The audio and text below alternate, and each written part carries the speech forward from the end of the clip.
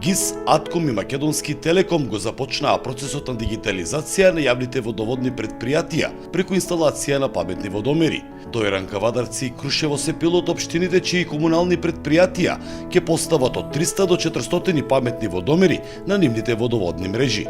За таа цел, специјализирана компанија во соработка со Македонски Телеком ги обучуваа водоводните тимови за техничките карактеристики и начинот на инсталација на паметните водомери. Обука за софтверот и хардверот кој што ќе се инсталира во следниот период кај нив, со што самите комунални предпријатија ќе добијат нови водомери, паметни водомери, ќе добијат платформа, нормална платформа кој што е инсталирана во облак инфраструктура и платформа со кој што ќе можат да ги наблюдуваат, мониторираат и управуваат водомерите кај своите корисници. Со проектот за дигитализација на комуналните предпријатија треба да се инсталират околу 350 паметни водомери на ниво на општина Крушево.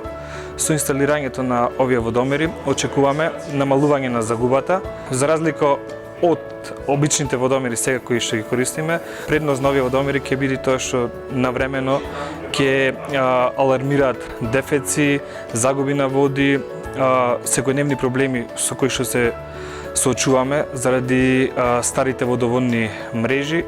Приоритет ќе имаат новите корисници и домаќинствата каде постоечките водомери се неисправни. Значи прво да се реагира таму, тие што имат неисправни водомери, значи ти цело време немаш контрола колку тој троши вода. А вака цело време ќе знаеш колку е потрошувачката и ќе биде регистрирана секоја потрошена вода. И тие што се човеката диви преклучици, значи пак има информација, фирмата имат информации од прилика кои се тие корисници, знаеш, и најубаво да се реагира таму прво.